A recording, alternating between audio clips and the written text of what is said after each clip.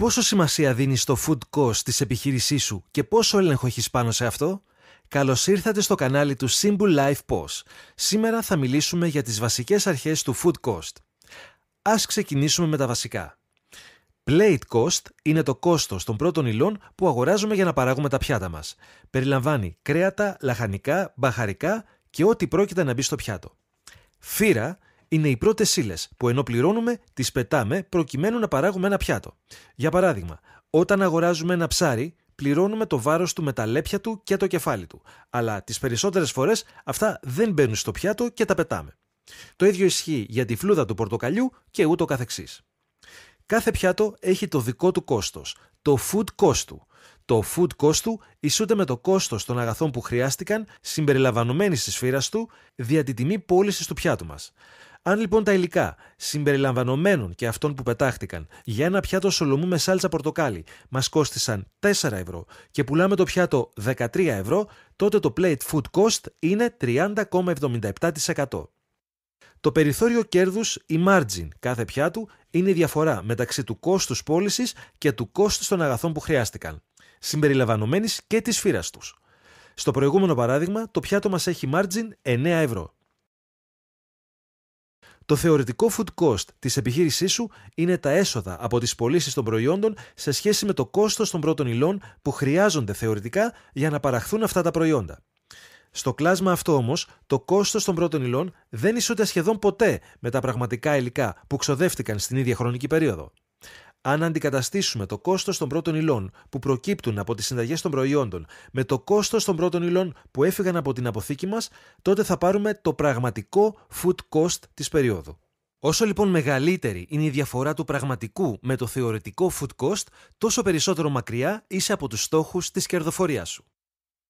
Τι μπορεί να φταίει που το πραγματικό food cost είναι μεγαλύτερο από το θεωρητικό? Λάθη στο σέρβις, δηλαδή να μεταφέρονται λανθασμένα οι παραγγελίες από το σέρβις στην παραγωγή και να παρασκευάζονται περιττά προϊόντα. Αστοχίες στην παραγωγή. Προϊόντα που παρασκευάζονται, αλλά τελικά δεν μπορούν, λόγω κακής ποιότητας ή λάθος οδηγιών, να σερβιριστούν και έτσι καταλήγουν στα σκουπίδια. Για παράδειγμα, μια καμένη μπριζόλα που ο σεφ ή ο πελάτης ζητάει να ξαναβγεί. Λάθη κατά την προετοιμασία. Αν η προετοιμασία των προϊόντων δεν είναι προσεκτική, μπορεί να έχουμε πολύ περισσότερη φύρα στις πρώτες ύλες από αυτήν που υπολογίζουμε. Για παράδειγμα, το λάθος ξεφλούδισμα της πατάτας μπορεί να οδηγήσει στο να καταλήξει πολύ περισσότερη ποσότητα στα σκουπίδια από αυτή που ίσως φανταζόμαστε. Κακή διαχείριση αποθέματος ή παραγγελιών. Αν παραγγέλνουμε πολύ περισσότερη πρώτη ύλη από αυτή που χρειαζόμαστε, ίσως οδηγήσει σε αλλίωση κάποιων αποθεμάτων μας. Το ίδιο μπορεί να συμβεί αν δεν χρησιμοποιούμε πρώτα τις πρώτες ύλες που είναι πιο κοντά στην ημερομηνία λήξης τους. Ασυνέπεια στις ποσότητες. Πολύ απλά, αν οι μερίδες σας βγαίνουν μεγαλύτερες από αυτές που έχεις υπολογίσει. Μπορεί αυτές οι ποσότητες να μην καταλήγουν τυπικά στα σκουπίδια, αλλά εξακολουθεί να είναι σπατάλη πρώτης ύλης. Αν για παράδειγμα σερβίρουμε μπέργκερ 230 γραμμαρίων, αλλά στην πραγματικότητα και συνεχώς τα μπέργκερ που σερβίρουμε ζυγίζουν κατά μέσο όρο 250 γραμμάρια, καταναλώνεται πολύ περισσότερο κιμάς από όσους υπολογίζαμε. Πώς μπορούμε να μειώσουμε το food cost? Για να μικρύνει ένα κλάσμα πρέπει ή να αυξηθεί ο παρονομαστής ή να μειωθεί ο αριθμητής, δηλαδή ή να αυξηθούν οι τιμές μας ή να μειωθεί το κόστος των πρώτων υλών. Η συνηθέστερη απάντηση που θα λάβεις από την κουζίνα σου αν διαμαρτυρηθείς για το υψηλό food cost θα είναι είτε να ανεβάσετε τις τιμές του καταλόγου είτε να βρείτε άλλους προμηθευτές που πιθανόν θα σας δώσουν φθηνότερα τις πρώτες ύλες. Αυτές οι απαντήσεις κρύβουν τον κίνδυνο να προκαλέσετε αναστάτωση στους πελάτες με την αύξηση των τιμών ή τη μείωση της ποιότητας. Με αυτή την πρακτική δεν πετυχαίνεις περισσότερο τους στόχους σου, απλά τους βάζεις ψηλότερα. Ανεβάζοντας την αξία των πιάτων ή μειώνοντας το κόστος των πρώτων υλών, αλλάζει και το θεωρητικό food cost. Άρα, η σωστή ερώτηση που πρέπει να κάνεις στον εαυτό σου δεν είναι πώς θα ρίξεις το food cost, αλλά πώς μπορεί το θεωρητικό food cost να μην αποκλίνει από το πραγματικό. Να μειωθεί δηλαδή το πραγματικό food cost χωρίς να μειωθεί ταυτόχρονα και το θεωρητικό. Βάλε τα όρια σου για κάθε υλικό.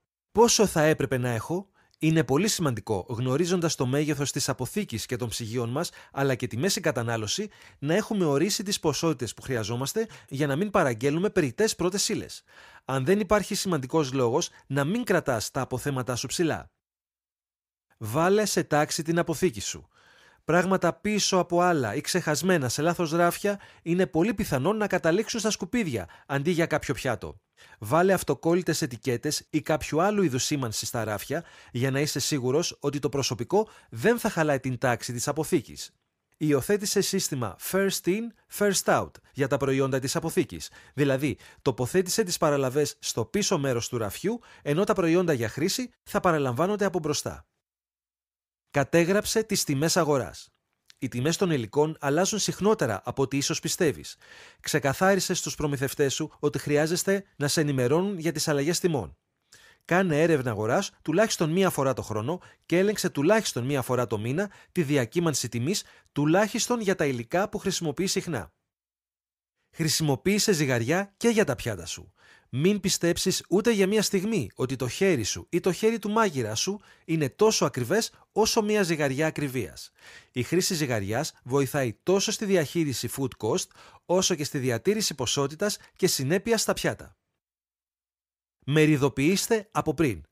Το να μεριδοποιήσουμε τα υλικά μας κατά τη διάρκεια της προετοιμασίας και όχι την ώρα της δουλειάς είναι ευκολότερο και περιορίζει τα λάθη. Κατέγραψε τα λάθη που γίνονται στο σέρβις και αφορούν λανθασμένη διαβίβαση της παραγγελίας στην παραγωγή αλλά και τις αστοχίες της παραγωγής. Έτσι θα μπορείς να κάνεις συγκεκριμένες και στοχευμένες επισημάνσεις στο προσωπικό σου. Οργανώσου. Χρησιμοποίησε το Cellar του Simple Life POS με το οποίο θα παρακολουθείς την αποθήκη σου, τη διακύμανση των τιμών και τη φύρα σου.